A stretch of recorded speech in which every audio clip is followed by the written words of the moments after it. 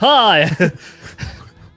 Welcome back. I'm Disc Jockey John the McNutsack. I can never do that. I don't know how they do a radio guy? the radio voice. Oh, I could do it. Yeah, but I mean, but then it becomes you. Like, well, yeah, but that's if that's your job, that's your job. No one does. Oh, I'm doing this part time while I go to film school. It's like you're a radio DJ until you die or get charged with sexual assault. Right. Because they all do. Yeah. Anybody who's wearing a Hawaiian shirt at 5 a.m. But imagine like KRM. Is that how you pick up chicks? Like, what if you get married? But that's you become that guy. Yeah, I think you become a disc jockey. It was more of a thing in like the 70s. Maybe that was like a cool, like, oh, I'm the voice of KRT 70 down in San Diego. Now it's like, who cares? Like, no one even listens. I don't even know the radio still exists. I think Jim Norton and Matt Serra do a Sirius XM show. Yeah, them and Howard UFC, Stern. I like the last of it. Howard Stern never did really a radio voice. He always did it as a joke. He wasn't a disc jockey. He wasn't a disc jockey. Has a little bit of news, a little bit of fun things, and and then music. The soundboards with the boing and all that. But he had a talk show. A disc jockey is like, and now the newest hit from the Rolling Stones. Yeah, and then they play their bullshit. I'm not saying the Rolling Stones from Joey and the Dick Bags. Yeah. All right, jabronis. Geach and the Shrimp Shack Shooters. We're back, jabronis. Here in another episode of the Visiting Studio. Now, what I really enjoy is that every time we visit Site Bravo, it's a different setup of studio because we advance technology or we forget the previous version of how we set things up. Or we forget equipment. So so we gotta scramble. So now we have the background isn't as nice. We got a goddamn coat hanger in the back. Something on the whiteboard wall. Yeah, penis. Of course. Something inappropriate. But Nick, thanks for letting me come back and hang out and do this stuff again. Of course. I like to record with you, even if we have nothing to talk about. So I appreciate you doing that. Anytime, man. Anytime. But you serve our country. Oh, I'm not going to say well, but you do serve We serve it. Yeah. You're that waiter. Like a lunch lady. You're a waiter. You get 20%, but like barely. Yeah. It's the I get the standard. Yeah, you get the standard. Like, thank you for bringing me my food in some kind of timely order, but you didn't bring my kids a coloring. Yeah, dinosaur. But I'm not going to sit there like Cedric from Home Alone 2, played by Rob Schneider, and hold out my hand for the tip either. No, but you're getting your 20%. Yeah, and you're getting your 20%. You're going to walk through life. This is what I'm doing. That's all I need. But you know what? I can't stand people like that. I'm not saying you're actually that. I can't stand people like I work with, and they're nice enough people, but it's like people who just do enough. Like, why do you ever want to, unless you hit a certain level where you're like, all right, this is a fine level. But like when people just hit a level, I'm like, yeah, I'm cool with this. Like my 1-bedroom apartment with half a shower. And like, I'm cool with doing this. Because they get in that comfort zone. And I talk about this a lot when I talk about like fitness and health and all that crap is like people find that comfort zone. And it's like that saying, the devil you know is better than the devil you don't. It's because you know it. It's there. Like I know I can show up 9 to 5 or whatever my hours are. I can do this bare minimum and nobody's going to say anything. I'm going to get my paycheck. People are going to still be nice to me. Nothing like the status quo is going to hang. Nobody wants to do that extra effort. There's just people like settling. You know what they say? If you're going to dance with the devil, might as well lead. You were going to say, you're going to dance with the devil. I was going to say dance with the devil. Take dinner first. No. I would. If you're going to dance with the devil, you better take a dinner. No, I was thinking of the quote from Batman when they cut to the you ever dance with the devil in the pale moonlight? Right, when the Joker kills it wasn't the Joker. It was somebody else. It was him. It was previous. It was like young Joker. Yeah, Jack Nicholson's character, but like a younger version in Batman killing Bruce Wayne's kids. That was a good movie. It was. Are you pretty into superhero films? Yeah. Well, yeah, not because like I read the comic books and I'm into the story. And like I want to compare the movies to the books. They're just good movies. I like the good action. I like fighting. I like good-looking people of all kinds because then either if they're women, then I want to date them. I want to take them to dinner. And if they're men, I want to be them. I want to bring them. I want to take them to dinner. But no, maybe we'll talk about that today. Some of the great comic book movies because there's some that I know aren't like when I say comic book movies to you, Nate, like what's your immediate thought of a comic book movie? There's a lot. I mean, right up front is the Marvel Universe stuff. Okay, or Batman or something the like Batmans. The that. Batman. But we also have the Phantom. Yeah, well, the good ones, you mean. The Shadow? The good ones, yeah. The Shadow? Oh, the Shadow. The Shadow knows. We need to... I wish we had the Shadow up, like, playing simultaneously while we're talking about it. Because that movie, nobody's heard of it. Maybe Bone Crusher, I bet you he's heard of it, or Bonji might have heard of it. I don't know if they've seen it, but what an incredible movie. I mean, it's incredible in the most general sense of that word. Not the positive... There was a wow factor to that. Yes, film. It was something that you watch, like you were on the edge of your seat from beginning to end, wondering where it was going to go. Not because it was like this is Oscar worthy.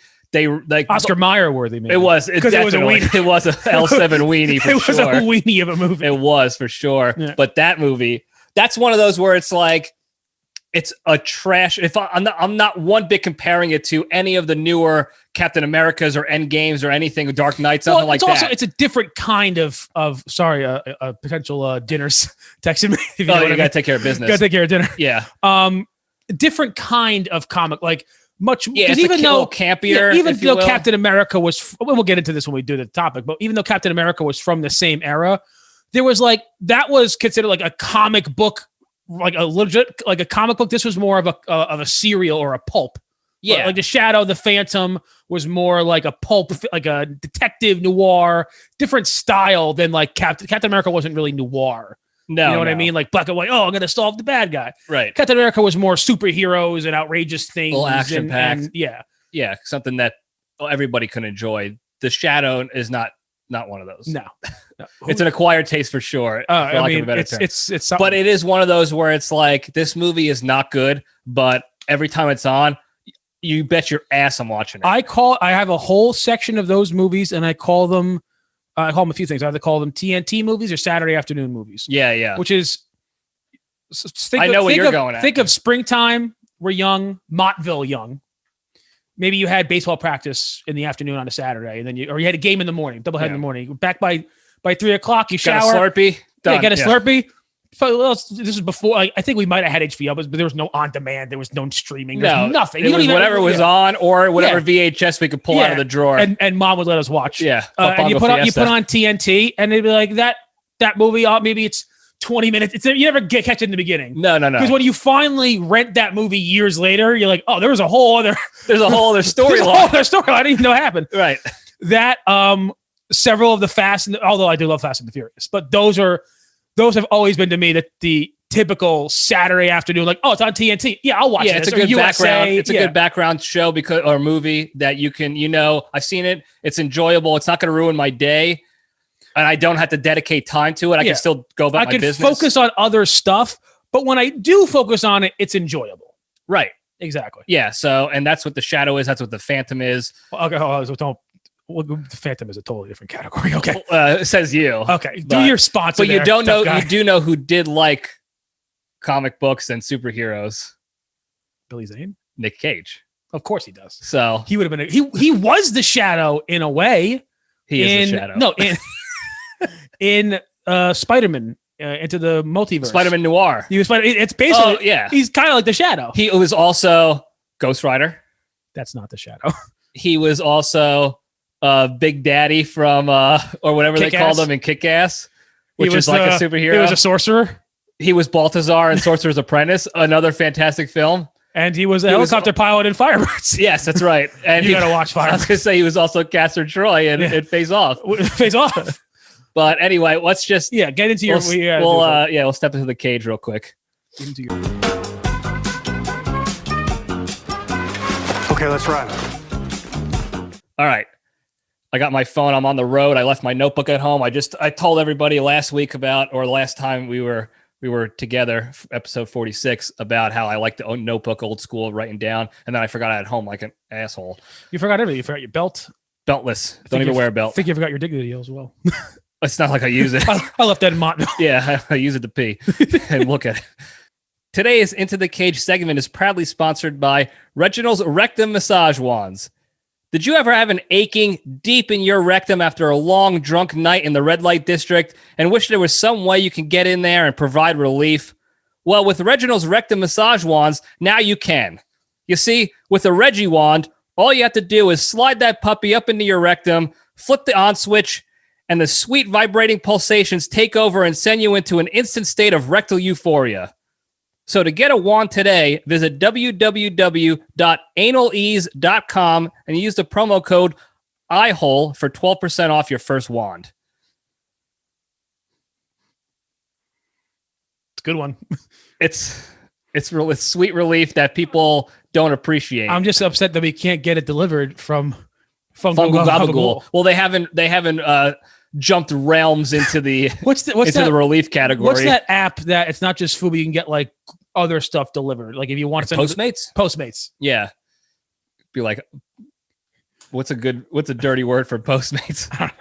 Buttmates, eye-hole mates, anything. All right. But let's the cage fact. So this is a fact that I had previously, but then the recent Cage nuptials took over that the last episode, right. Episode 46. So we talked about that, but we're going to rewind a little bit, go back to Vampire's Kiss.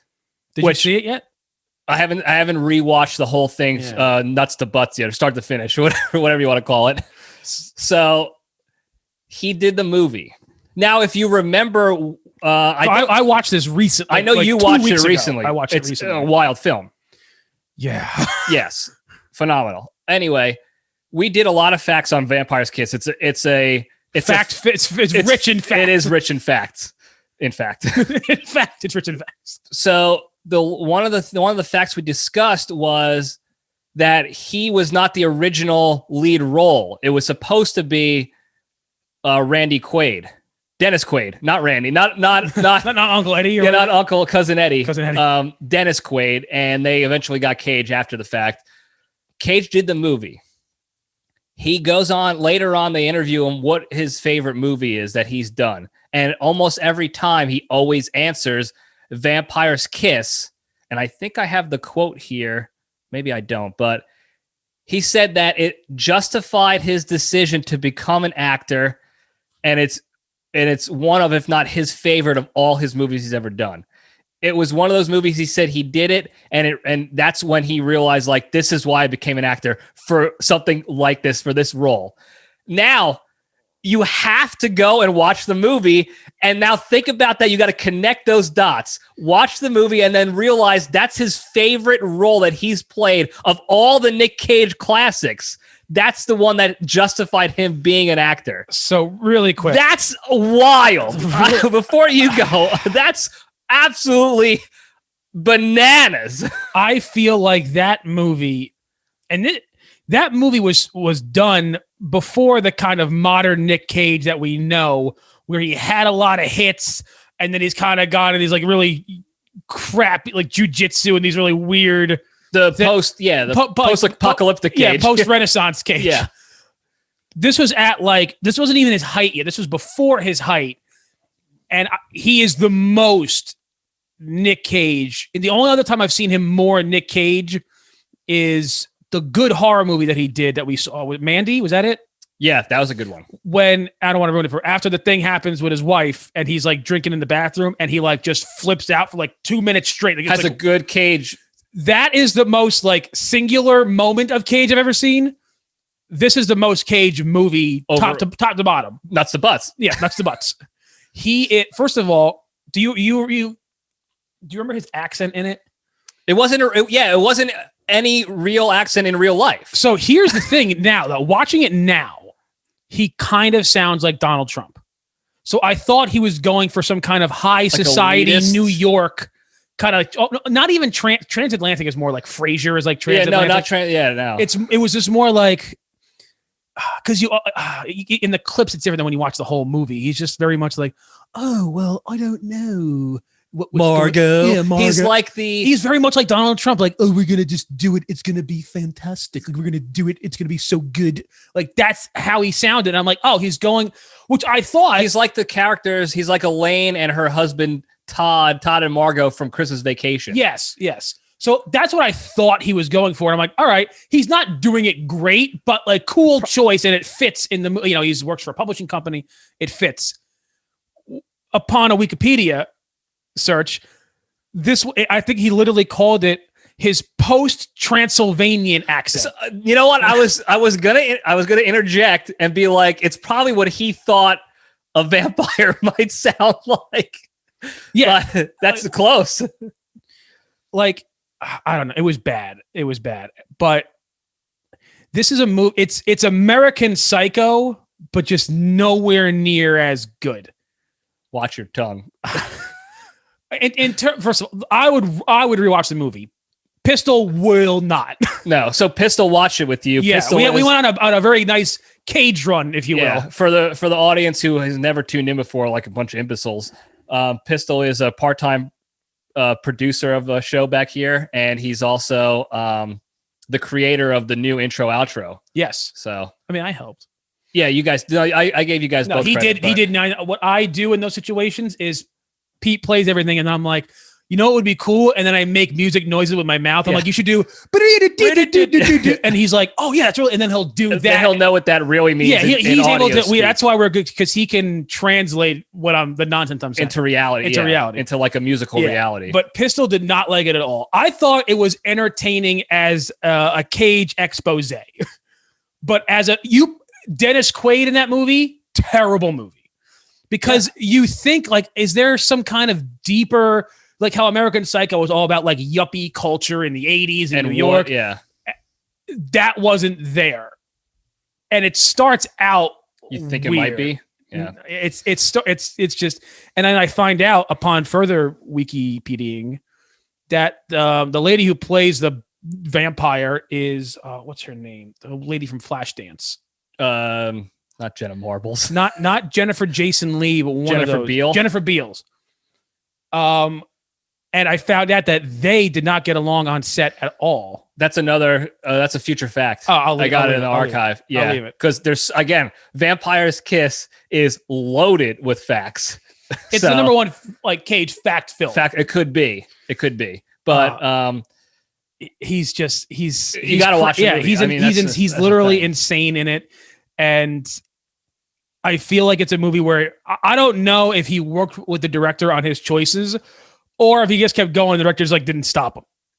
I think it was that, because that's kind of what they said in the beginning. What previous Cage fact we discussed was that when he got the role after Dennis bailed, the directors and producers were like, "Look, we're gonna, like, when you get Nick Cage on a movie, you're gonna get whatever Nick Cage is bringing to the table. So we're just gonna run with it." Now this is post like Moonstruck. I think this is post Leaving Las Vegas. So he was like a name. He was a name, but he was more of he wasn't like nowhere near the icon of today. It might have been before Leaving Las Vegas. I don't remember, because he won the era. Oscar for Leaving Las Vegas. I want to say it was after. He had already made a splash, like in not indie films, but like real adult films. But he hadn't Cage done classics. No. I consider Cage classics everything from like 94 to whenever National Treasure 1 was. Okay. No, I'm sorry. I'm not Mandy. considering Jiu-Jitsu. No, not Left Jiu-Jitsu. Behind. No, but Wicker Man. Okay. That's very cagey. You know it is. The guy dressed up as a bear and punches and women. fought women. No, he didn't fight them. He just beat punched them up. them. Yeah, he punched them or kicked them and took them down. Yeah. Did his stuff. Yeah. Took them out. Did his stuff. So that's the Cage fact. Yeah. Long story longer. You're welcome. So now, I got this. So for the viewing audience, you hooked me up with this shirt today.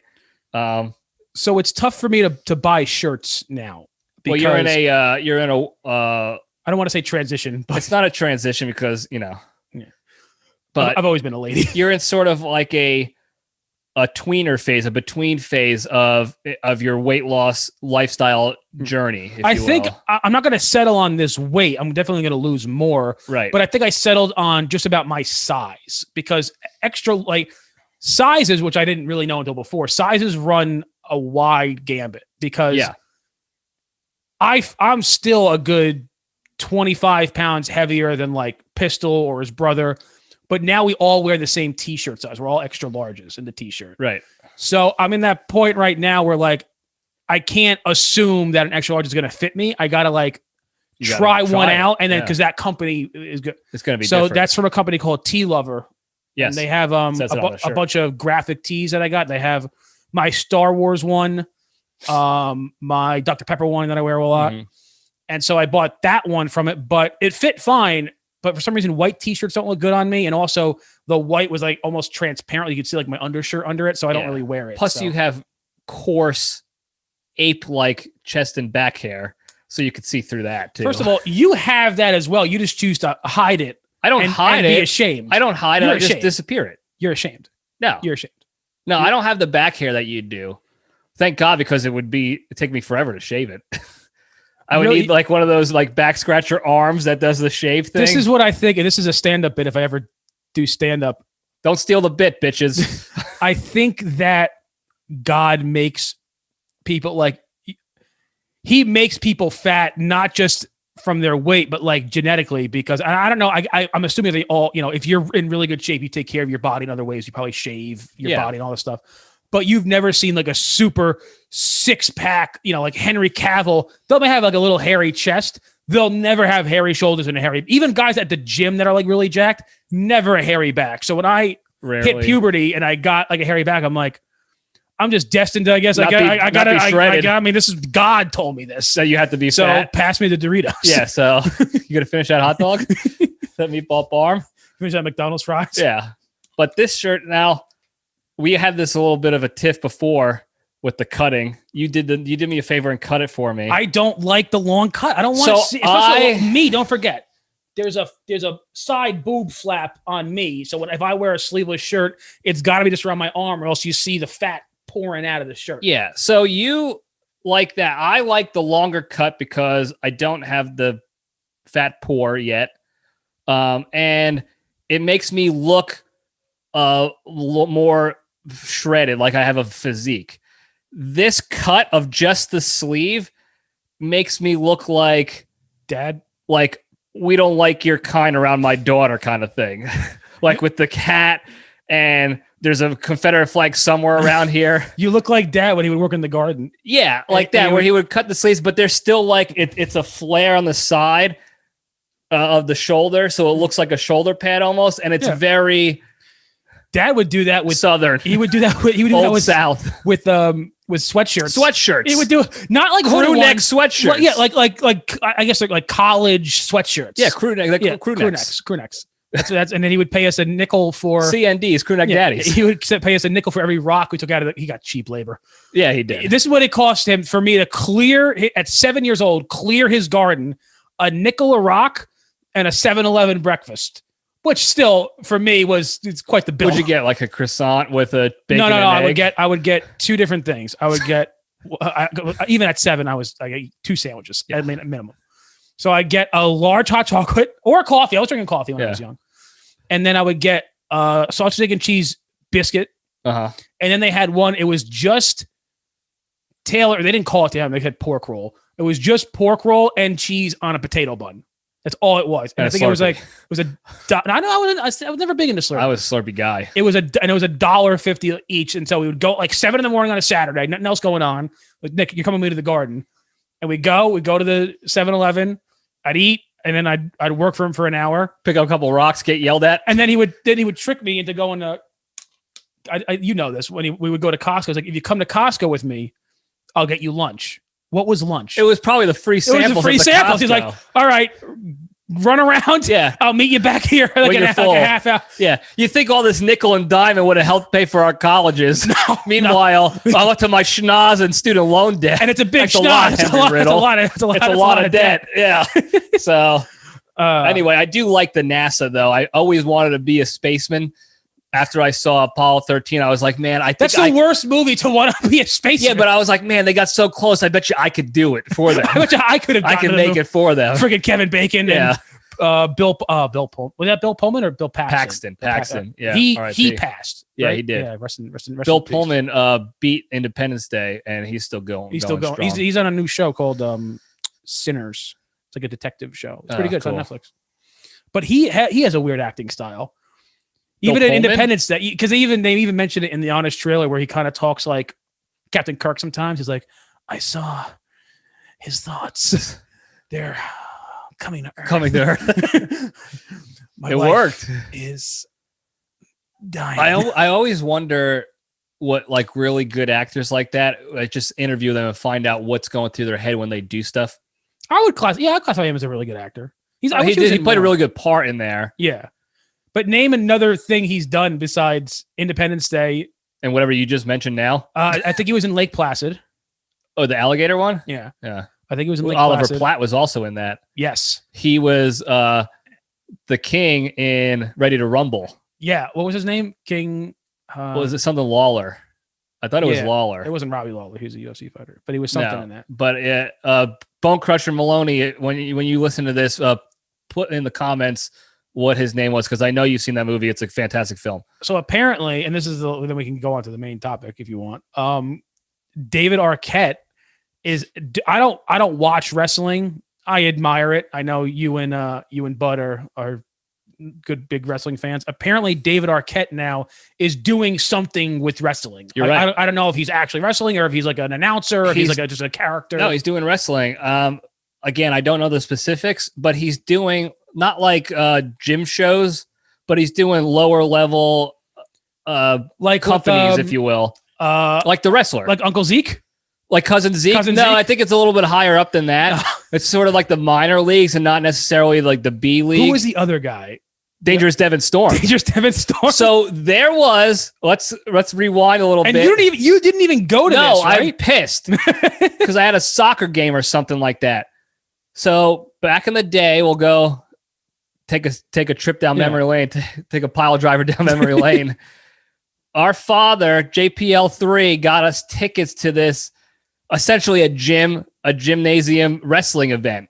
I don't even remember the name of the wrestling. I don't even know how he found tickets. No, I think because it was close and it was like... It was in Hackensack. It was like a building that his law firm or the town knew about. It was, you know what it was by? It was by I think it burned down now.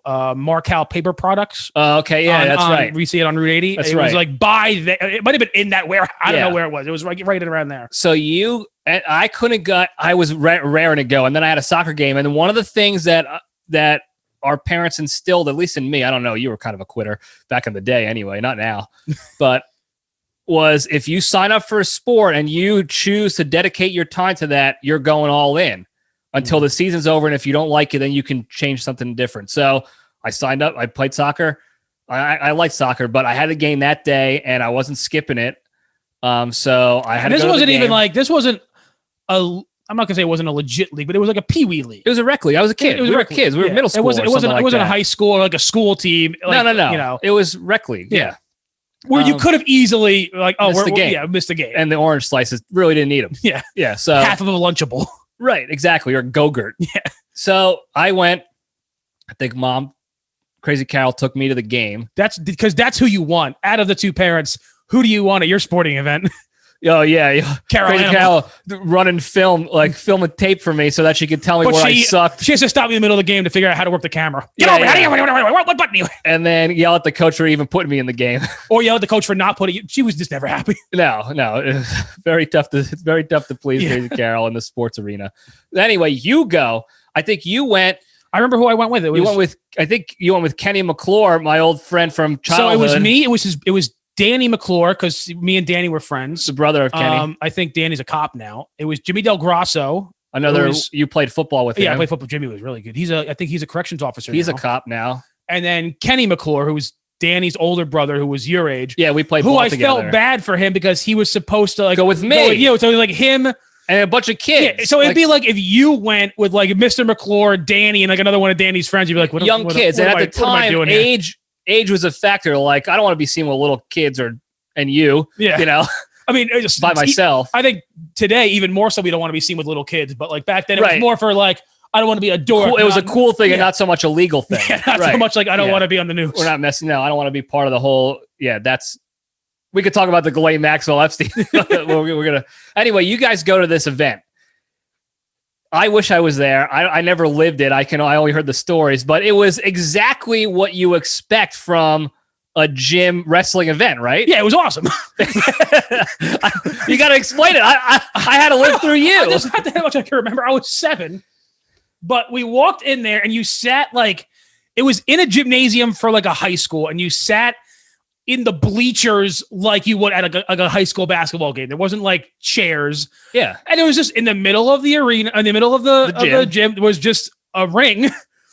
And then they're like, they would come out like, oh, next up. And you had the ref. And that's kind of all I remember. And then you had cousin Zeke, who was like this big, he was like a lumberjack, like, right? yeah, like lumberjack guy with a big beard. And then you had Dangerous Devin Storm, who I guess was supposed to be kind of like a hitman Hart. Like he actually had like the big suspenders. He was in good shape. He wore like stunner shades, had like a little bit of like a mullet, a little bit of a mullet, a little bit of the soul glow going on. His image reminded me of like the guy who would be in the "I Wear My Sunglasses at Night" music video. Yes, like that. He was very much dangerous. This is mid to late 90s. So he's very much like late 90s. Yeah, so he's taking inspiration definitely from like a Bret Hart. Like definitely like that style of like flashy, here's my flowing hair. Shawn Michaels a little bit as well. Yeah. Like that was his style. Probably not Owen Hart. No. No. Because he was still alive. Yeah. And then cousin Zeke was just like a lumberjack who like I think he had some crazy backstory, like, oh, he hacked up his family with a hatchet, like in the I think he went crazy, and then he comes out with when he has like an axe. And I remember you guys got autographs after the show. They must have did like a meet and greet kind of. How you doing? I think you could, or you just went to the back locker room. You just met him in the parking lot. Yeah, when he was getting into his cousin, getting into his Ford Ranger. Yeah, Devin, can you sign this for me? And they're like, I don't know how to write my own. Yeah, so I'm so high on cocaine. I'm high on pills and I'm concussed. So I got the autographs from these, and it was a picture of cousin Zeke was wearing a sleeveless flannel. He had an axe in his hand, and he wrote "All the best, cousin Zeke." And then Devin Storm's picture looked like there was like fog in the background, and it was like he was in a music video, and there was like grease and oil on his chest. He looked like if he was walking out for what porno. What was WCW's like Monday Night Nitro? Was there? It's not Raw, but like Monday Night Nitro. It looked like he was walking out for like a Monday Night Nitro. Or so if you ever played the N64 game, WCW versus NWO Revenge, when they do the walkout with the smoke and stuff, that's what it looked like. That's what it was. And then they took a still shot of that. Screenshot it. And then he wrote something very like edgy, like, "Tell your mom I said hi, Dangerous Devin Storm." Like it was something like, wait, what? Get sex. Yeah. Like sex sells. Yeah. Like, you're like, what? I'm 12, Devin. It was like edgy, but he still framed it so that a kid could understand it. So, sex is cool. Yeah, like what Jimmy Dugan wrote on the baseball, "Avoid the clap." Yeah. Like, yeah, you got it, Jimmy. Yeah. Like, thanks, Devin, for the sex tips. Yeah. I can't wait to go to my bar mitzvah and be a man and do sex. He definitely, I think, honestly, even though cousin Zeke was drastically overweight, I think out of the two of them, who would have died first? I gotta think Dangerous Devin Storm is from like syphilis or something. Yeah, or being shot by like a husband of a girl. He was. Oh yeah, that he was stripping underneath the bleachers after the event. So the hot dog girl. At the event. I feel like, I missed the event. I don't know. I feel like cousin Zeke was probably a better showman. He seemed more cartoony and like into it, and Devin was more the athlete though, from what I remember. Cousin Zeke, it's not like the big guys who are professional, like the Big Show or Undertaker, where they're still athletic. He was just like a big guy. He's like, this is what I'm doing with my life. This is it. He danced with the devil in the pale moonlight. No, in the arena in Hackensack. Yeah, in the Hackensack, Cafe Gymatorium. And he lost that. He lost that dance. But that was God. I don't even know how we got on that tangent. But I don't know. But you want to get back to comics? Yeah, let's talk about comics. Whatever. Yeah. We can talk about whatever the hell we are. We are. That's what we're doing here, folks. So we can talk about McDonald's meals. I did that for 30 minutes one time, and those idiots listened. I think you covered it enough. I think top to bottom. There's the McChicken. There's the filet o fish. You got nuggets. You got spicy nuggets. You got McGriddle. It was always closed at 1:00 on a Saturday, according to Crazy Carol. Anyway, comic movie that turned into movies. Yeah. So there's a wide range of types. I feel like even though people don't like, DC's getting a bad rap now, I feel like DC and Marvel are still kind of in the same realm of like, this is how we're doing comic book movies from now on. As far as I don't know the word because I'm an idiot. Theme, like as far as the whatever. Sorry, Terrence Family Show. Like what do you like? What do you? It's not the theme, but yes, the method we're gonna go about portraying superheroes with action and CGI and muscles and we'll throw a little lighthearted some jokes in there, or we'll do like the Joker movie. We'll do like a deep character piece on like just one guy. Yeah, so I think the Joker and the Dark Knight stuff is a little different from the other ones. It definitely is a little different, but the general money, whatever's make the money making template. That's it, template. Right. There's such a like you gotta like there's so many movies that were comic book movies technically that first of all Howard the Duck. It was George Lucas did that movie. It was George Lucas's best movie. Okay, and that's that. And we'll see you guys next week. Stay strong. If you haven't seen Howard the Duck, he makes a cameo in some of the newer Marvel films. He does. He's a Marvel character, right? But in all seriousness, I love the movie. I love watching the movie because it's absolutely ridiculous.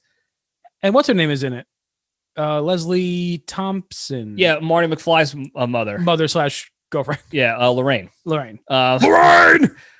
It's by far, in all legitimacy, the worst, most despicable George Lucas film that he's ever made. And that's why you love it. And that's why I love it. Because George Lucas comes hot off of Star Wars. And then he does Howard the Duck. It's about a duck from a different planet who's stooping Lorraine from Back to the Future. What? Do you know that? Maybe because I know I still call him Bud, but whatever his show name is for the show. Bud. Bone Crusher. Bone Crusher. He probably definitely knows more about it than I do, but I didn't know Howard the Duck wasn't a comic book character. I didn't know he was. Until I thought he was maybe a comic strip, like in the newspaper. Like the funny papers. Yeah, like the funny papers. Like, who's the Viking? Remember, the Viking that's in it? Hagar the Horrible. Yeah, Hagar. I thought it was something like that. I didn't know he was actually he was a Marvel comic book until he made a cameo in, I think, Guardians of the Galaxy. Like I remember him being in that. One of the cutscenes. I didn't put two together. He was in it. Yeah. But there is a duck comic strip. I think it's Non Sequitur, maybe, where it's a bunch of ducks that talk and stuff. I haven't read the funnies in years. It's been a while since the funny papers made it to my table, but it's been a while since I made a splash. If you will, and I will. Ducks, the duck splash, bestiality. So and then in the 80s, they went more for like the He-Man kind of like these fantasy epics. But they just didn't. For the way that comics were portrayed in the comic book, the technology wasn't there until recently to make them, I'm not going to say realistic, but like, except maybe, that you can like legitimately suspend disbelief and enjoy and be like, this is how it went in the comic book where he turned into Hulk and stuff like that. Yeah. The old Hulk was literally, this is why I like this too, for nostalgia purposes. It was a regular guy that just turned into a painted Lou Ferrigno, another guy. That's like, I mean, you're working with what you got there. Yeah. And that was a phenomenal way of doing it. But now you can have a real Hulk. Yeah. Essentially, yeah. And now there are Ferrigno some exceptions. Fit, by the way. There are some exceptions to, hello, everyone. Make sure you change your fire extinguisher on the expiration date. Shout out to Sausage and Peppers 1 as his favorite actor, Lou Ferrigno. I once hung out with Lou Ferrigno. That's another good story. There are some exceptions. Superman in the 70s, the first two with Christopher Reeves. Oh, yeah. Very, very. But were those in the 70s, the first couple? Oh, yeah. 70s. It was old. Yeah. They made it look pretty decent enough. I think Superman. That was like, for the 70s, that was like when you saw like Iron Man, wow. Like, I can't believe that they were able to, like, this looks so real and they were able to do it. Yeah. It looked like he was flying around the earth. I think, I want to say it was definitely look that 77. Up. Too bad Pistol's not here to look that shit up. I got it. Oh, so Superman 2 was 1980. So okay, so Superman 1 was 78, probably 78. I would have ventured to guess. And you know who was also in these movies? Oh, yeah, 77. 78 was the first one. The release of the first one was December of 78. Okay. Marlon Brando was. Oh yeah, that's right. He played Jor-El, who was the dad, the father. Yeah. But so like you have those, and mostly they was it hold the up father now. Or was Kal-El the father? No, Kal-El is him. He's Kal-El. Yeah. Okay, That's Jor-El. why Nick Cage's Kid is Kid is Kal-El. Kal. Yeah, because he's the yeah, father. he's not gonna name him after like Superman's dad. That would have been very cagey, though. We're gonna name him Superdog. Yeah. No, actually, the dog's name was Crypto. I think. Night. No, it was just, I think it was just after Krypton. Did Creed sing Kryptonite? Creed? No, no. First of all, you're thinking of.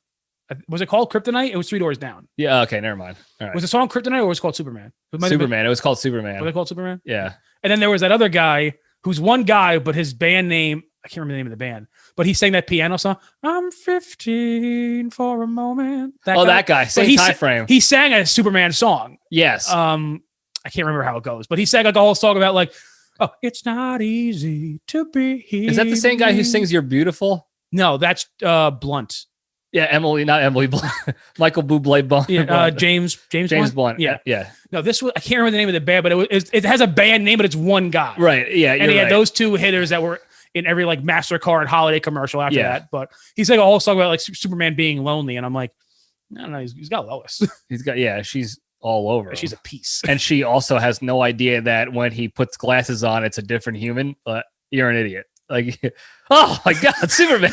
Like, did you ever watch? Like, I don't know if I could date someone like that. Did you ever watch, Pete Holmes, the comedian? Yeah.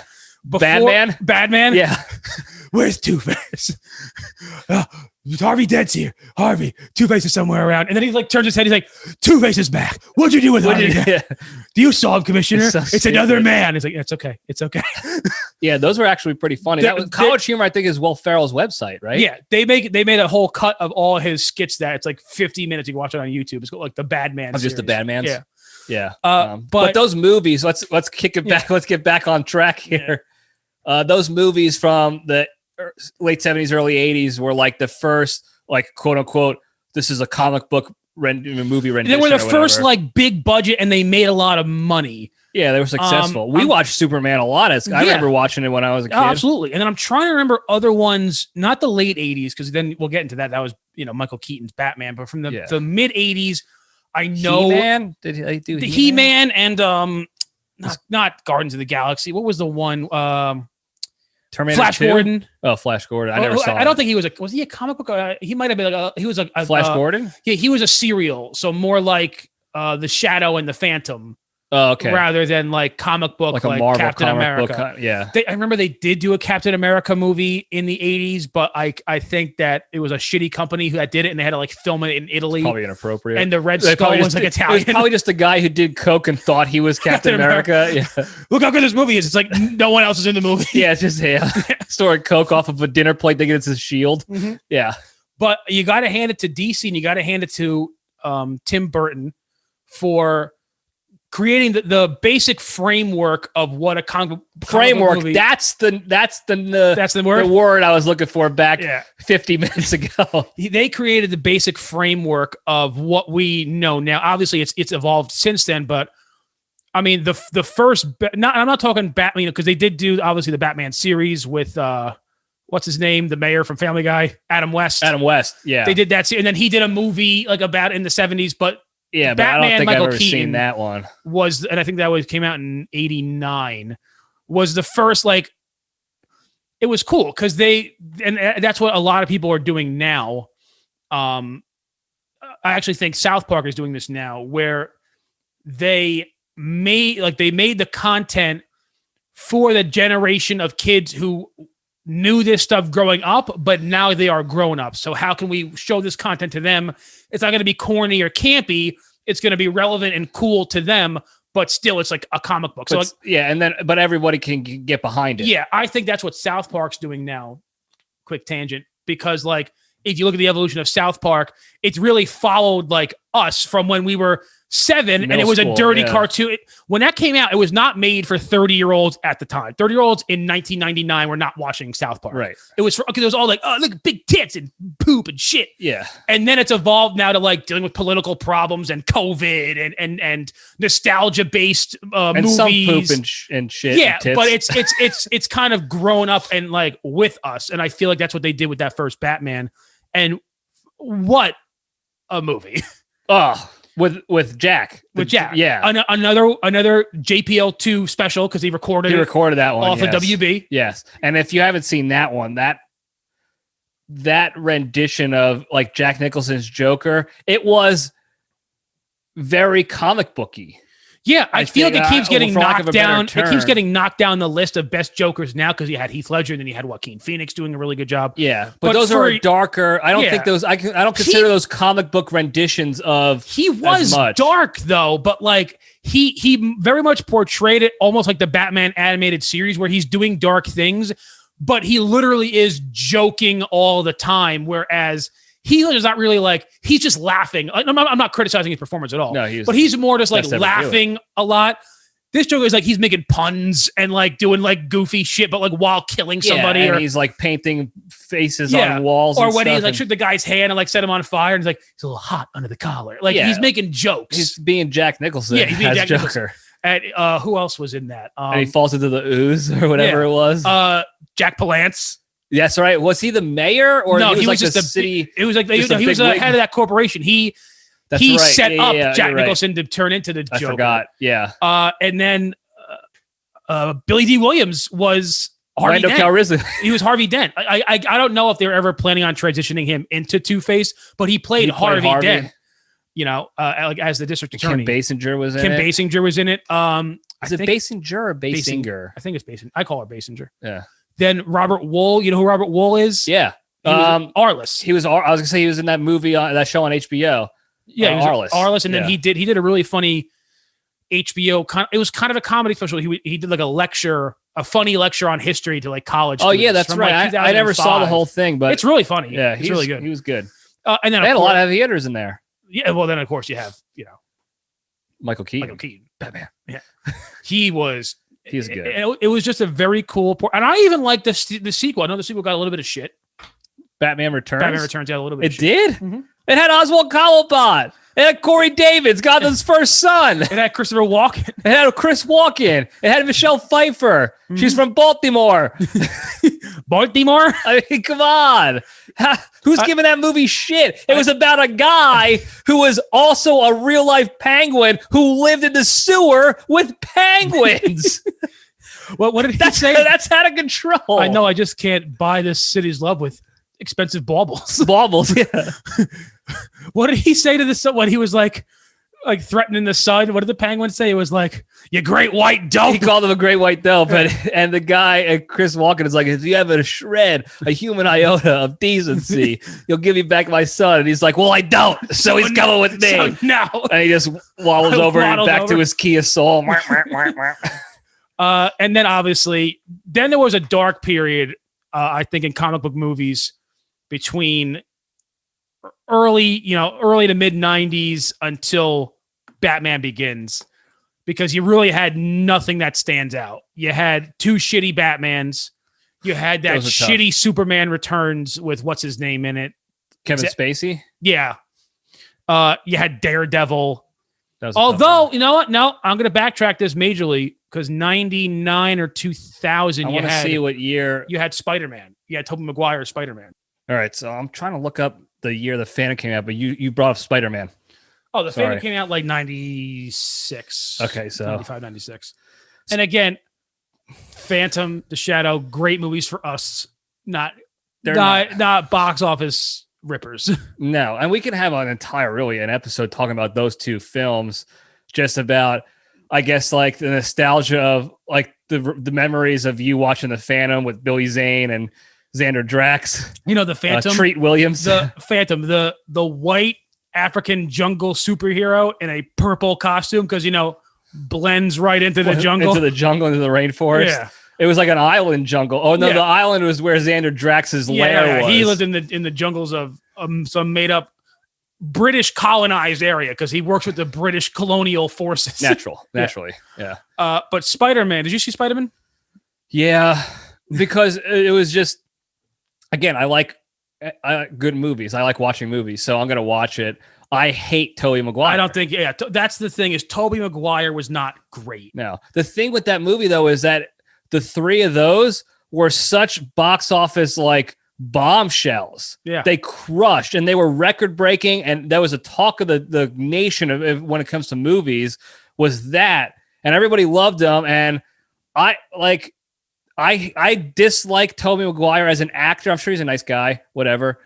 So much so that like I could not get behind them. I was not enjoying the movie because I just think he's not a good actor. I think that the movies were, especially the first two. I mean, the second one is ranked as one of the best superhero movies of all time. I know. I don't know how. With what? Not Javier Bardem. Something Molina. Alfred Molina. I don't. Who is also the bad guy in the first few minutes of Lost Ark. Yeah, Lost Ark, Indiana Jones. But he was also the bad guy in Sorcerer's Apprentice. Oh, was he? Yeah. Balthazar's foe. Yes. I forgot his name, but he plays a good part. Good bad guy. I just don't rewatch those movies because of Tobey Maguire, but I appreciate. So basically, like, well, Willem Dafoe was in the first one. Yeah. I watch it to kill Spider-Man. You sleep yet? He's great. So he's the best. But I feel like Batman. You sleep yet? Batman, and then later on, Dark Knight created like the darker character piece framework that we see now. Yeah. Spider-Man created the more fun elements that you see. Sort of like, paved the way for that. And like the Marvel movies that you see, like the jokes and like everything's a fun. But he wasn't. He sucked. He wasn't. Not that he's just a bad. I don't want to crap on the guy for being a bad. He's a better actor than I am. He's in movies and he's won awards. He's Leonardo DiCaprio's best friend. Yeah. Which is awesome. If I was Leo's best friend, you think I wouldn't be in movies? I don't think you'd beat Spider-Man. I bet you I could be. But I could be Spider-Man. The thing about him is he wasn't a good Spider-Man. Tom Holland is a great, remarkable Spider-Man. He also looks like a high schooler. Oh yeah, Tobey Maguire was like 25. Yeah, he was. Yeah, I mean, he didn't even look like a high schooler when he did the movie Pleasantville. When again, he was in high school. He was in high school. Yeah, he was always just like 30. Oh, I'm just gonna be here, and I'm 30 years old. I'm Spider-Man. And then the emo Spider-Man that he did. That movie was terrible. That movie was just tough. Just very, very, very. That was the only one I saw in theaters too, because everyone kept saying like, "Oh, I better go watch this." The Spider-Mans are so good. The first one and the second one was even better. They're like, "Oh, the third one has to be great." And I was like, "This is a shit in the pants." Yeah, it was very bad. But then you get to. So I'm jaded for that reason. Of course. Oh, well, we also missed a very important movie, which is I want to say it was between 1988 and 1992. Dick Tracy? No. Yes, but no. The Punisher, starring Dolph Lundgren. Punisher. Great rendition of the Punisher. You can watch. I think that was the first one, right? Yeah, I think you can watch all of it on YouTube. Ooh, yeah, that was a good one. Yeah. Now, Bone Crusher Maloney would argue that the Thomas Jane Travolta "Go Fuck Yourself" one, where the guy asked him about his underpants. Yeah, I mean, I think the modern Punisher is the best. Fine. Yeah, it's good. John Berthenol, the one from the show. The show, yeah, that. I think he's the best. He's good. But the 88, I think it was 88. Dolph Lundgren as the Punisher. Really. Yeah, because he's coming hot off of Rocky IV. Yeah, which everybody knows how I feel about Rocky IV. I mean, and anything related to Rocky IV, even like Rocky, it just got touched by Rocky IV, so you're in it. Like, I'm or anything Rocky, because anything Rocky touches Rocky IV, so to speak. Of course. I love touching Rocky. I would kill to touch Rocky. I'd touch him all day. I'd touch Rocky right to dinner. Then you get into the Christopher Nolan era. The really good stuff. So it was kind of very back and forth between, DC dominated the early 90s with the Michael Keaton Batmans, and even though they were shit movies, the Val Kilmer and George Clooney, they still made a lot of money. So I like the Val Kilmer one. It was Jim Carrey and Tommy Lee Jones. Tommy Lee Jones hated Jim Carrey. Yeah, I know. He hated him. But those made a lot of money. Then you had Marvel make. See, it wasn't even really It was a Marvel character, but Sony to this day still owns Spider-Man. So those Spider-Man, movies, that's right. The first those movies that came Sony's. out were Sony. Whatever they. I think Marvel might have done, because they didn't do X-Men either. Another great early 2000s was Hugh Jackman X-Men, but that was Fox. So Marvel, as we know it, I don't think really started until maybe Iron Man 2, I think, was like Marvel Studios as we know it today. I think Iron Man 1 might have been through somebody else. Okay. Don't quote me on it. I don't know. So I don't know about you, but I never watched any of those movies from first Batman on, any of them, because they were from comic books, and I wanted to watch, like, I follow this comic book, I want to watch X-Men or whatever. I just watched them because they looked like good movies. I originally watched them. I was also too stupid and young back in the day to put two and two together. Like, oh, Batman was I've seen the comic book before as a kid. I want to watch it. It was just more like JPL2 or Grandpa recorded this movie. I'm going to watch it from the WB. Right. At first I was like that. Yeah, I just watched X-Men because this is a cool movie. I didn't, I maybe watched the animated show a little bit. I was gonna say they had the animated show. Yeah. And I had Superman comics. I had one Superman comic that Grandpa got me. I still have it somewhere at Mom and Dad's house, and it's the collector's edition. It's the Death of Superman. Death of Superman. I remember that. I think it's the integrity of the book itself is compromised. Well, it was a bathroom read for me. It stayed in that bathrum hamper. Yeah, so it's just got like duty frag on it and shit. And for some reason, chips. Yeah, just meatball bar, chocolate pretzels. Yeah, or are they? So, but that was when I went to college, my sophomore year, my roommate Casey, super nice kid, but definitely more on the nerdy side. He actually got me into I never really bought a bunch of comic books, the story behind them, graphic novels and stuff I would read, and he would teach me about it. So I had a new appreciation, and this is right around the time the Marvel movies started, 2008, 2009, that I started really getting into them. And now knowing, I can guess who a villain might be, but so now that Thanos is gone, like, who's the next big bad going to be for Marvel? Right. And now I have enough background to kind of guess, could it be Galactus, or could it be, a Skrull invasion, or one of these things. Yeah. And I'm still not there. I'm able to get Galactus, you might know, but there's a terrible portrayal, but he was the bad guy in Fantastic Four 2. I didn't see that one. Good.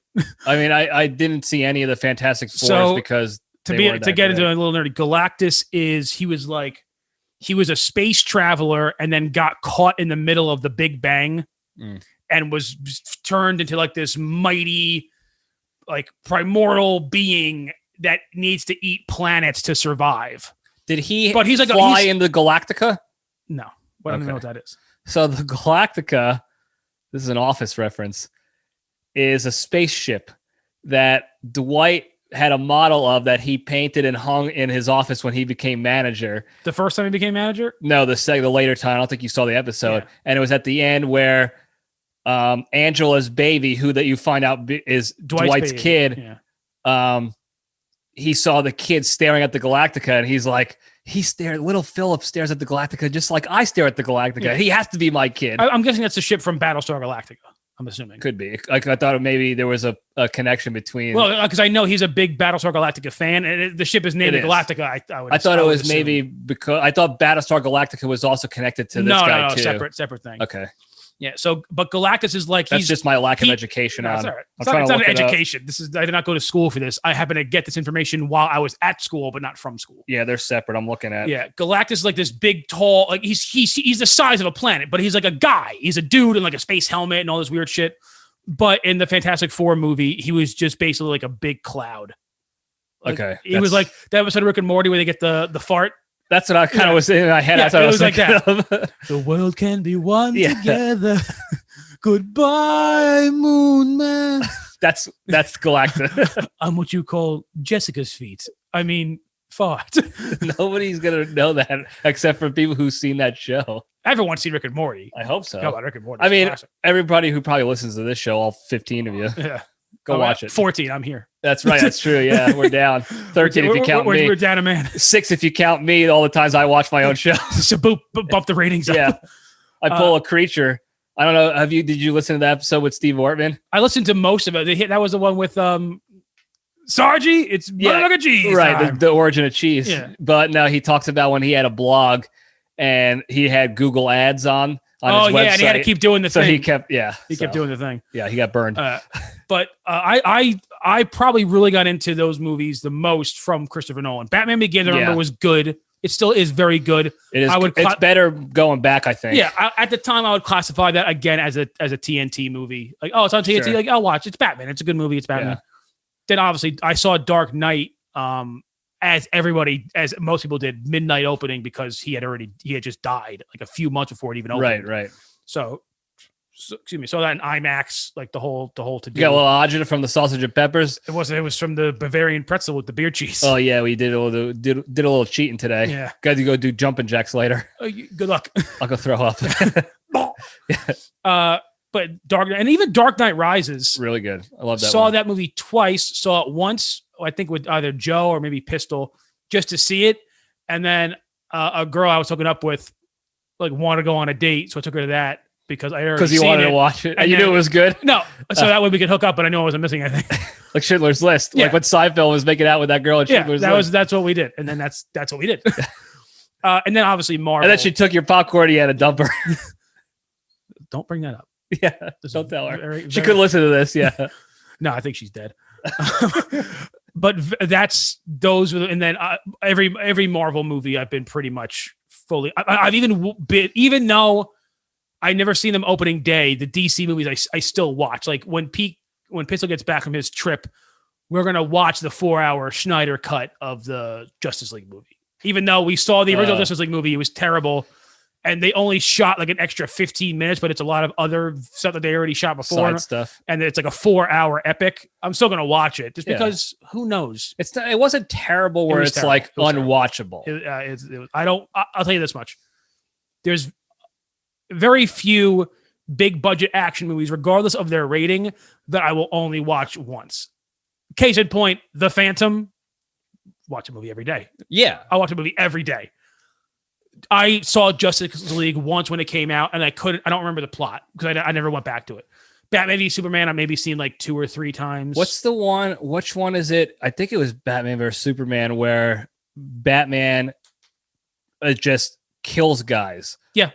That was Batman v Superman. BVS. Yeah, he has a machine gun like on his. Yeah, okay. I like that. I like that one for that reason. He was a very good Batman. Ben Affleck was a very good Batman. I dog on Ben Affleck back in the day, especially after Jiggly and Daredevil.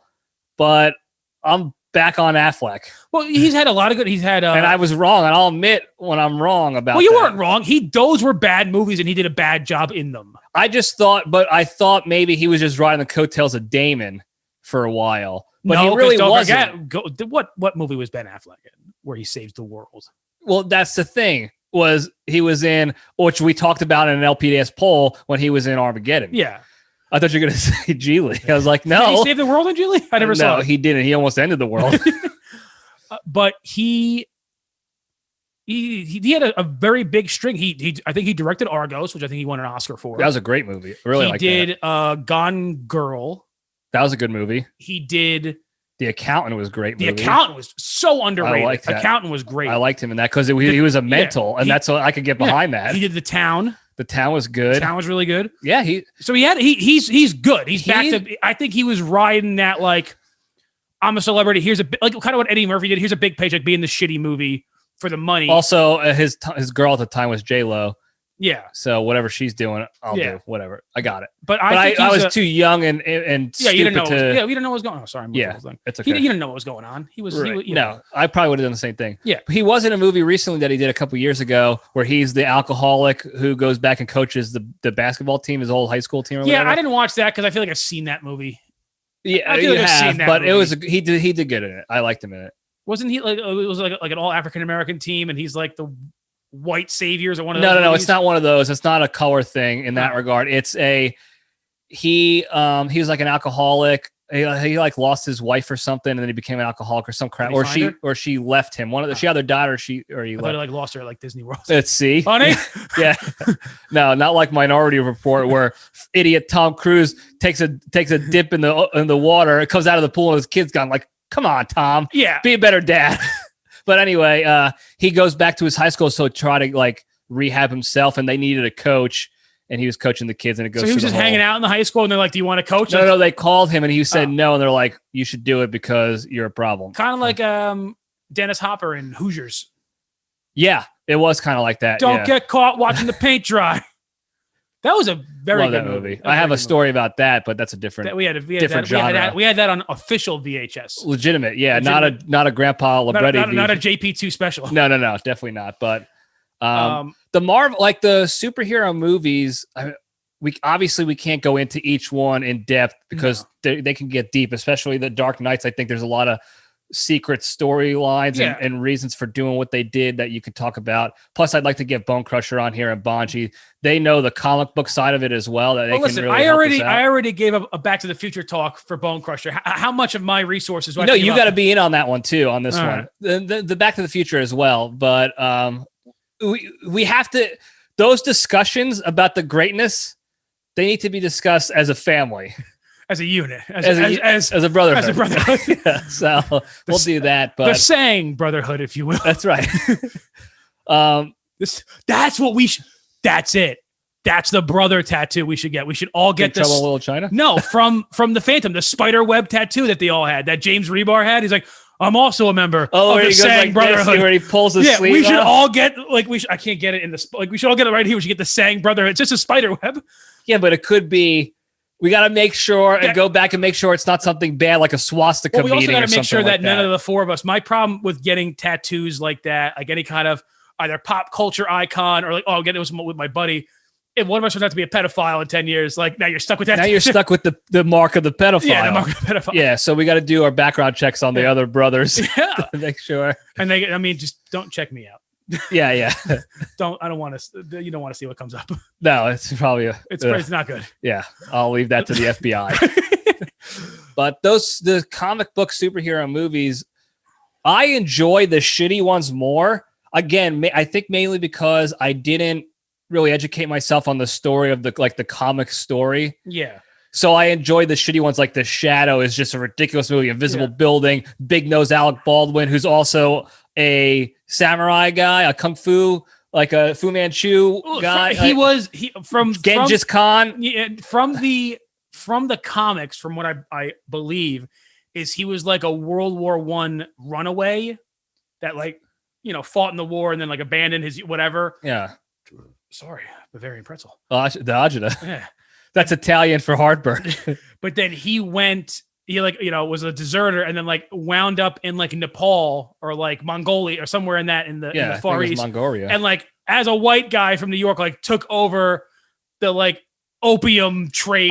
It was until the magic dagger comes and bestows on him and you gotta fight. The storyline is out of control. It's bonkers. It is. But the way the movie portrayed it is even worse. It's even worse. It's even crazy. It's out of control. Now, it's not Face Off out of control where it's universally liked and appreciated.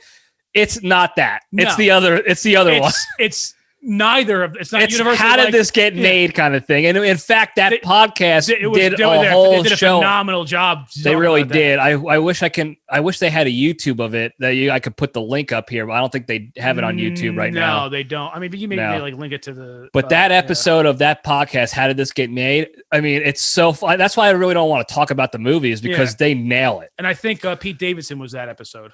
Yeah, he did. I think he was on that episode talking about it. So I will say this: I did not appreciate their episode on the Phantom. No, they dog on the Phantom pretty good. Listen, it's all funny until they get to a movie and they rightfully destroy it, but it's a movie that you love. It's like, it hurts. What's going on here? Yeah. Well, that's what I thought they were going to do with Face Off. No, they but they kept Face Off and Con Air. They loved it. Yes. So this podcast, for those of you who don't know, and I love I'm not trying to dog on a podcast because I have one. I want to be famous. Don't listen to me. Listen to these guys. It's called How Did This Get Made? It's on the Apples and stuff, I think. Yeah. It's Paul Scheer, his wife, who's I can't remember her. June Diane Raphael, and Jason Mantzoukas. And then a celebrity. And they have big celebrities. They had Seth Rogen. They had Charlize Theron on. They do a lot of. I like the live shows better because I like getting the audience involved. But what they do is they'll watch a really shitty movie prior, and then they'll come on the podcast and talk. They have notes and they discuss it in depth, and it's really funny. They do a very good job at it. They're also professionals. Yeah. So it's way better than this shit show here. That's my celebrity dream. I mean, not really anymore. I don't want to be famous anymore. After what happens to don't worry, on this show you won't be. Yeah. My dream was to be I want to be famous enough that they asked me to go. I would love to do that show. Oh yeah, I would love to. I want to go back in time and do that show. I'm make it first. Yeah, that's such a genius idea for a show. Yeah, especially you don't have to be a movie critic. You just have to be a normal guy just like, oh, watch this shitty movie. Joe Brony. Yeah, Joe Brony. Joseph Brony. But they did. Yeah, I did not appreciate the Phantom. It's one of my favorite ones to listen to. But I'm like, you guys are wrong. Yeah, you guys are very wrong. This is a masterpiece. This is just. It's B. Zane's at his zenith. It is. It's Billy Zane's zenith. We'll be here all week, folks. Try the veal. But they also dog on Grease 2, which is another one of your old school favorites. No, I was forced to watch Grease 2. I did not enjoy Grease 2. I liked Grease 2. I'm a Grease 1 guy. The only reason I like Grease 2 is I'm a Grease 2 guy. The motorcycles were cool. And Shooter McGavin was in it. Oh, yeah. And so was Michelle Pfeiffer from Baltimore. Hey, Goose. Yo, Johnny. You got it. Greatest hits of Beethoven. It's that. Well, again, go to that podcast. Go listen to the Grease 2. Go listen to The Shadow, The Phantom, and Face Off. Phenomenal story. Like the Van Helsing episode is also they do a really good job. And that's why I don't even want to try to review movies in that same regard because I can't. It's been done. It's like I don't want to be a copycat, and they do such a good job. You got to appreciate it. Absolutely. I just like talking about good movies and for the reasons why we like them personally. Right. Because you and I have. You and me. Is that Bryan Adams? I know. Is that all of the people. Yeah. That's the one. Yeah. I think it's Creed or something. It's definitely Creed. Yeah. But I like those movies, even the comic book ones now, because you and I could both talk about them after, and they're fun to watch. Did you watch? Not to interrupt. Did you watch WandaVision yet? No. So that's the thing is I'm not that deep into it where I can watch the side spurts. I don't watch Mandalorian or anything. What's good about Mandalorian? You don't need to know that much about. I don't Star know. Wars. No, it's not about that. It's just I'm not into that yet. But you just watch. I'm not that into it. You don't need to be into it to watch. It's just a good show on its own. And WandaVision, especially. And what's cool about the Marvel universe is it connecting movies? You don't need to be if you're a comic book nerd, there's going to be some things in there that are just for you, and it elevates the experience.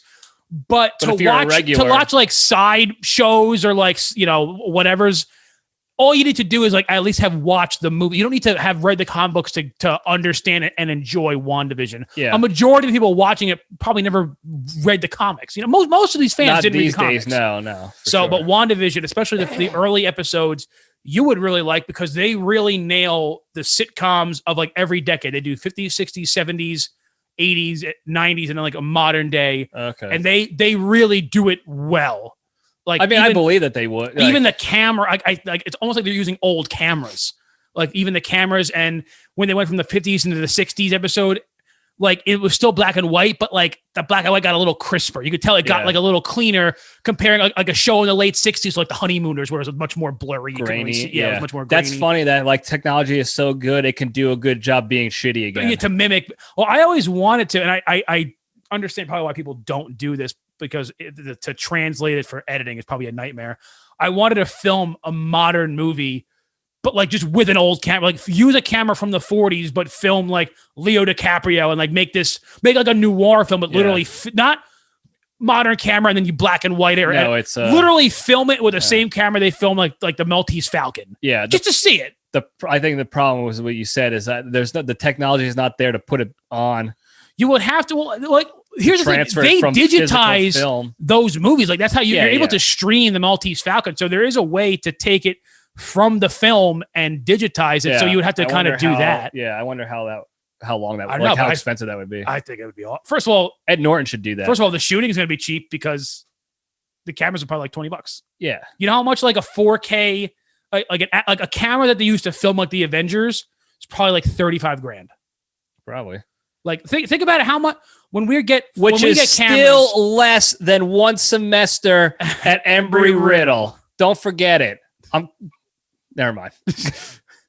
The cameras that we use at work, which are pretty good. They shoot in 4K. They shoot in 4K, but they're a Sony smaller. Yeah. That with the lens was $6,000 or $7,000. Yeah, so imagine an IMAX camera. They don't even buy them. They rent them because it's $100,000 just to buy the camera. Yeah.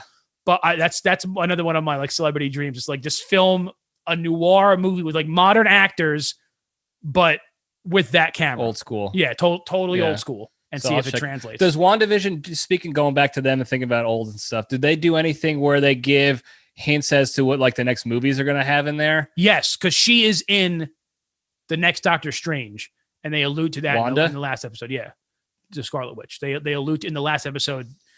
So not giving anything. She gets really powerful, and this other lady who's like a witch is there, and she's like, "Oh yeah, you're turning into this thing, which is even more powerful than the Sorcerer Supreme. The Sorcerer Supreme is Doctor Strange. Okay. That's his title. I got it. So, and they actually filmed a cameo with him in it, but it just got cut at the last minute for time. Oh, for the show, you mean? Yeah, but so she's a not just like a cameo. She's a co-star in the next Doctor Strange. Okay, movie. She did excellent in WandaVision, and so did Catherine Hahn, who she was in Step Brothers. She was Ben Wyatt's wife in Step Brothers. Oh yeah, she's good. She was also in Parks and Rec.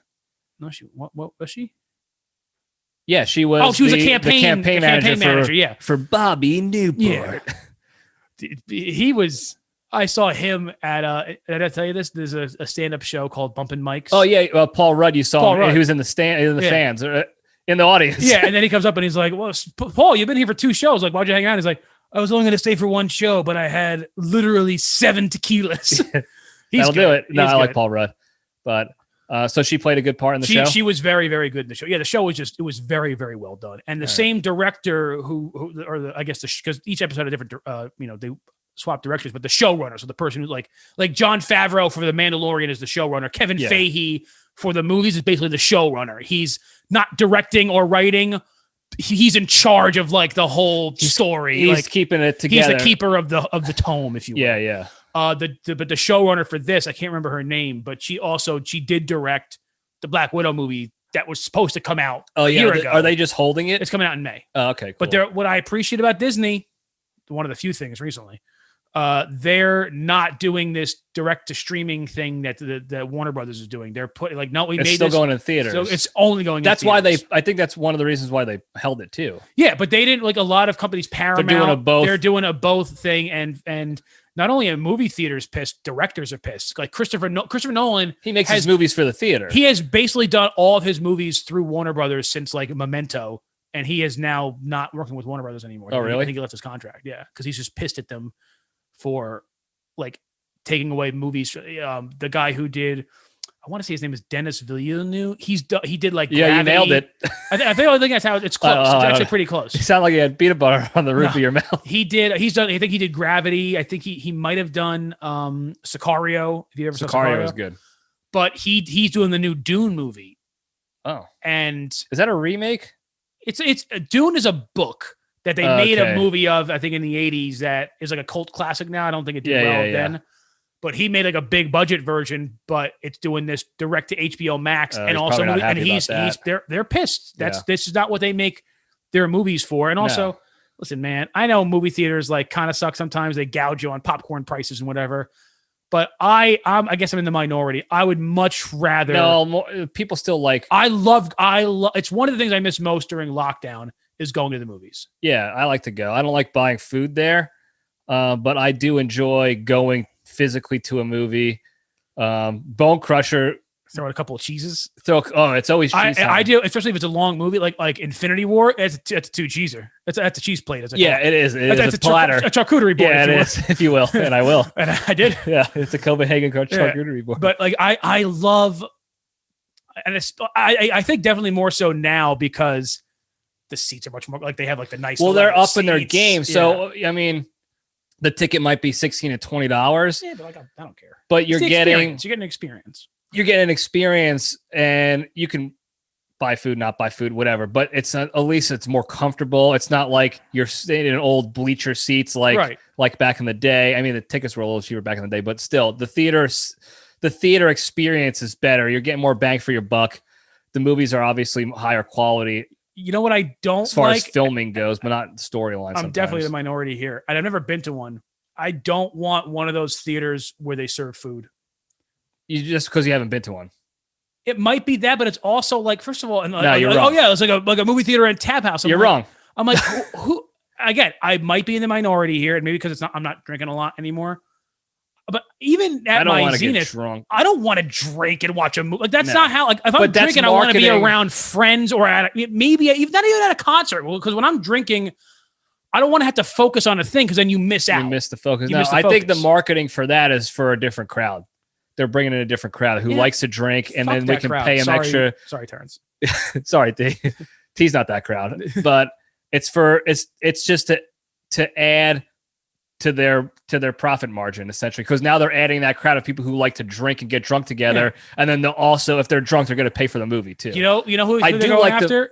They're going after guys going on dates. It's like, now you don't got to take it to a second location. Well, instead of dinner and a movie, bargain dinner and a movie. That's right, all in one. There you go. And then they have the nice recliners. Yeah, you can cut the hole in the popcorn. There you add your own butter if you will. That's right. And I will. And I have. And it's salty. It is. But that's for that crowd. The food, though, serving food, like getting a burger and a shake while watching. Maybe a burger and a shake. We were down in Atlanta, and I was down there not to hang out with Bonji. I was there visiting Helmet. He had a baseball tournament down there, a team he was coaching. He wasn't playing because he never played. Well, just like me. And we went to this movie theater that served food, and when we saw Transformers when it came out, it was the first one, and I had a burger and a nice milkshake, and it hit the spot when watching the movie. And then cheese time right after. Did you go to the Coca-Cola factory? No, I didn't. Not that time. Have you ever been to the Coca-Cola factory? Back in the day, yeah. It is the best soda. And I'm not a big soda drinker anymore. No, I was never a big Coca-Cola guy either. It's Coke or bust. You know what my soda of choice is. Root beer, of course. Yeah. That would be a fun episode as we go the dichotomy of different root beers. We can even I did it on our podcast. We did like a little. I heard that episode where you talked a little bit about the different RBDs. We did a sampling of, they were like craft. They were all in glass bottles. There was no, I think we did a Stewart's was like the least crafty one. And then we did like a Virgil's, and then we did like a Saranac. Yeah. No, I like the garbage. I like Barks. I like Dad's. Dad's is really good. You know what I can't drink anymore? Mug. A&W? Oh, Mug. You know why? Mug was the root beer. Mug was the root beer that they had at the vending machine at the prep. And I drank. Oh, you drank too much of it. So you drank yourself out. First of all, we're going to finish up this podcast with a big admission from me that I've never told anyone, and that mom and dad are. I'm sure you guys have all had your hints of this. I almost never ate the lunch that he made for me. Oh, I would sneak in money from like whatever shitty job I was working at the time, and I was buying tots. I was buying fries. Look, your waistline did not gave it away. It gave it away. It didn't hide. This did not happen from the turkey sandwich on wheat with an apple. With an apple that he would wrap in tinfoil, and then a Yoo-hoo was on Fridays with peanut butter and jelly day. Yeah. Otherwise, it was some kind of fruit drink or sometimes a bottle of water. This is literally a bottle of water wrapped in foil. Yeah, everything was in foil. But I used to never, only on like if we got something that weekend and it was like leftover day.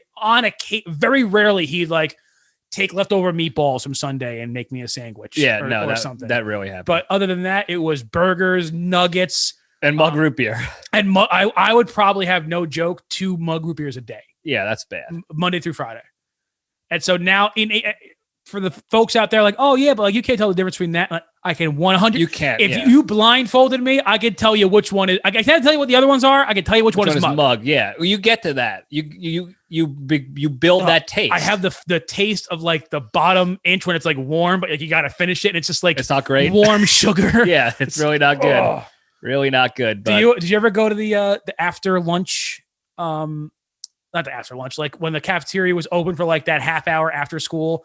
And they had like 5 pizza sticks, and whoever got there first, quick. It was some leftovers. Yeah, it was like whatever they had left that day. It was like only had 5 of them, and you had to go there. No, so we had practice for some sport. So what we did was we would run down the hill to this pizza joint called Jancarelli's. It's a different Jancarelli's. It can't be different. It's got to be the same family, just a different one. It could be. It was not the one we went to, obviously. No, but that's a chain because there's one in Wayne. Yeah, but there's one in Rockaway. Yeah, but I don't know if they're related. It has to. This is all in Jersey, by the way. I mean, there's a lot of it's Italian. I don't know. I've never heard of another Jancarelli, and you're going to tell another Jancarelli's pizza in North Jersey totally separate.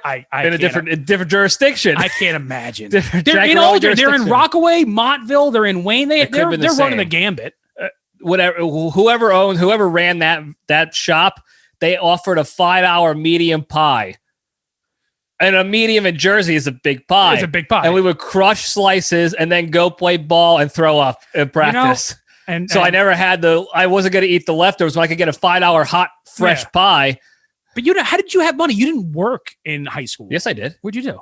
I worked a bunch of jobs. I worked at Tilcon in the IT department. That's right. I worked at Lefties from sophomore year on. Yeah. I did babysitting still. That was weird. I did other stuff. Here's another thing, and this is I still never. I sold test answers. I never forget. Yeah, wrong test answers. Yeah. You got me a C. What did I say? I said I asked for test answers, and you did not say correct ones. Yeah, I gave you a C is passing. That's what I got. I'll never. I still will never forgive you for this. And this is I hated you for a while after this. It was my first day of high school. I knew Matt Zayak and two other people, but in terms of like high school, all boys school, and me back then, I was much weirder and nowhere near as social. I was great. A little bit bigger. Yeah. A lot bigger. I know I was actually probably this weight, but maybe 2 or 3 inches shorter. Yeah. So bigger girth wise. Yeah. Girthier. I go first day of high school. You drive in and you're like, yeah, meet me here at 2:00 and then we'll go home. Do my whole thing. About you? This is when you had some tiff with the soccer coach. Oh. And you weren't. Oh yeah, I was a senior. Yeah. And you weren't going to play soccer, but then he convinced you, hey, no, we really want you on the team or whatever. And so the first day at school, he's like, we have practice day. We want you to come and play on the team. So you're like, oh, okay. And then you find me right after lunch. You're like, oh, by the way, I have to go to soccer after class. I found you a ride home. Now later on, my ride Torres. Yeah, but later on, my ride home would be the Meccas, which was a blast. It was an absolute blast because they were like, "Don't you know, pump it up?" Yeah, they were just like dancing in the car. They were fist bumping. Yeah. They were doing Italian Mecca stuff. But this time it was Steve Torres, who I didn't know at the time.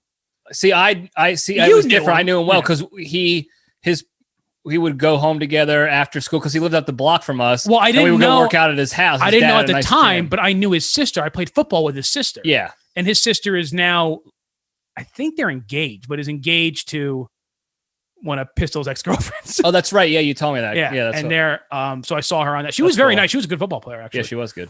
But I didn't know Steve, and I definitely didn't know the other 2 guys there. I get packed like, oh, we can take you home. I think bro. One was Giovanni Garcia. Yes. I get packed into like this Toyota, like a similar Toyota to what you had. And then they start smoking cigarettes and like, you want one? And it was like out of a Dare ad. I'm like, no, I don't want it. I'm not a chicken. You're a turkey. Yeah, I'm like, I don't want what's going on here. They were hindsight. They were very nice. And now they're like, you want a cigarette? I'm like, yeah, I'll light up. I'll light up a dead. And Steve is hard. I mean, I would never put you in the hands of anyone dangerous. Steve has a heart of gold. You didn't like me back then, so I didn't know if you had done your. I didn't know you had done your due diligence. No, I would. Steve and I were close then because we used to work out all the time together back at his dad's gym. Dude. Really good guy. I would never do that. So that's why I didn't think to. There was not a second thought about it. But just remember, freshman and not freshman Johnny, like, oh, I'm cool, baseball and sports, and I got a jet. But you were like, you were social because you had an activity, at least from middle school. You had like you were playing soccer already, so you already had a group that, even though you didn't really know them, you had some kind of camaraderie. I had nobody. I wasn't in band yet. I didn't do the shows. I had no group of friends. My first day in high school, and these. As if you were going to become cooler being in the band and doing the theater shows. Got it. Yeah. Hey, I got chick. One. Who was it? Pete with long hair? Pistol with long hair? No, he grew his hair after high school. That's right. When he went through the college phase. I'll have to he has to send me a picture later. One time in college, he got his hair straightened. When he had it long. Oh, yeah. You showed me that. That's tough. Oh, man. That's tough to look at. Yeah. But no. And so I had these giant, and they were not bad kids at all. But to me, they were, because they were like, cursing and like smoking cigarettes in the car. Just about finished up puberty. Yeah. But I never forgave you for that because I was terrified. And I remember yelling at Mom, he left me there with strangers. Yeah. And she probably was like, I know Steve. Yeah. Steve's good. Him and the other guy in the car ended up working at it. It's not called Pizza Planet, but it was a pizza place. It was like Planet Pizza or something. It was over by Sal's. Pyramid Pizza. I don't know. No, it was over by Sal's in Lake Hiawatha, and they had a Hummer and a PT Cruiser. Yeah. Painted yellow with like the pizza sign. And yellow and stuff. I remember that. Yeah. And I remember, because I remember one night Steve delivered to our house and I recognized him. I'm like, oh, you're the guy. My mom's like, oh, hey, Steve. And, oh, Mrs. Libretti, how you doing? But I'm like, oh, you're that devious fellow. You're that ne'er-do-well. You're that ne'er-do-well. I don't even think Steve was the one smoking. It was probably not. It was just, yeah. Car. And listen, like, it's not a big deal now. And even like a couple years later, it would have been a big deal. But that was my first encountering of like badassery. Because all my friends didn't do that. I'm trying to think. I don't even, except for Andrew, who, you know, we are not as close as we once were. I don't have that many friends from like middle school left. No. Pete is probably my oldest. Pete and Sausage and Peppers. S&P 1. Like both kind of like around freshman year of high school. Yeah. Different groups, but I met them that way. Right. So like, I think of me then. I didn't even have any friends because like Andrew was my only friend and he was back at Montville High School. See, I was more used to that though because when you were a loner. Yeah. Well, I was a serial killer. Yeah. And I would always go to sports camps in the summer and it would just be like, mom and dad would drop me off and be like, okay, go play baseball, go talk to people. And these are strangers, whatever. We paid for it. You're going. So that's, you went to Shep's camp? Yeah. I went to a bunch of different camps all over the place for every I remember sport. you were in that wood bat league with like the 50-year-old guys. Yeah. I played. And you were like 17. Yeah. I did that for a little bit. But I would just go and that was so meeting strangers, quote unquote, it was just, that's what I did. Right. So, and in my head, I was like, I know Steve. Steve and I hung out every day after school to work out and stuff. Drink mug root beers. Yeah, and drink mugs. So this is just somebody in the circle. Did you ever go? I didn't realize it was not in the circle for you. Did you ever go to Bunny's? No, I think it was called Bunny. Yeah, it was definitely called Bunny's. It was a bar right on the border of West Orange, South Orange. I didn't go to any bar in New Jersey. I didn't go there for a bar. But first of all, Dad went here when he was in college, so it's been around for a while. We would go there in high school after class. Like if we had play practice at like 6, we would go there after high school because they had this weird system where like it was like a bar grill, so like, we were allowed in there. But it was if you got like a soda and you paid like whatever the $3 for the soda, they take you to the back and you got give the old to your stomach. They would make one bar pie an hour, and they would leave it under a lamp. And if you bought a soda, it was like all you can eat pizza, but it was super. It was like the one where they like take it out of the plastic, they put it on that bagel oven, slow belt, the belt oven, and it goes like this. And so we would go there and like the hopes of getting pizza. We did that. We would order Cluck You. Cluck You was close by too, yeah. Subway, a lot of Subway. Yeah, I'm over Subway. And then we would go to once in a while when we were seniors and we had a little bit of quiche. Yeah. We'd go to the White Castle that was I think it was in South Orange. Yeah.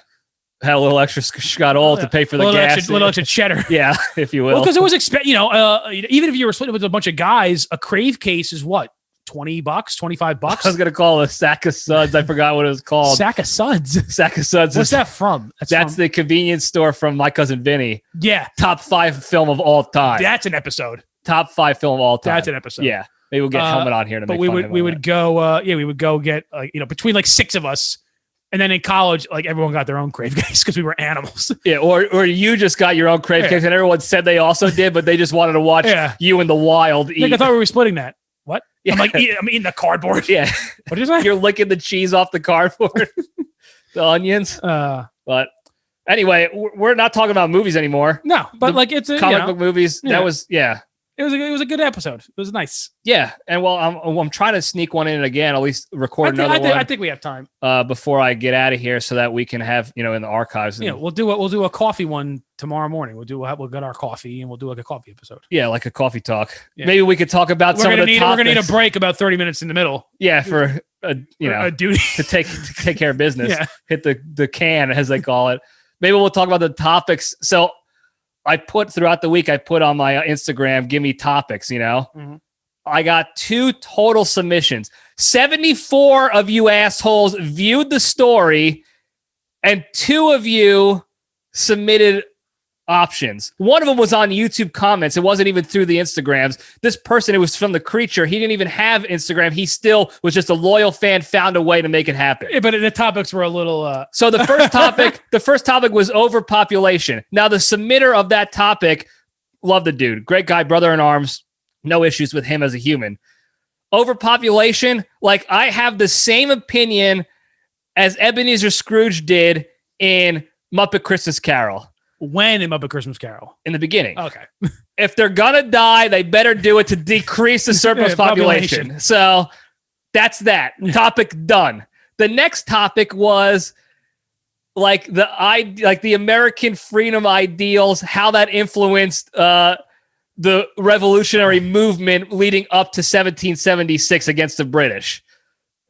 Strong topic, intelligent topic. Wrong show. Wrong show.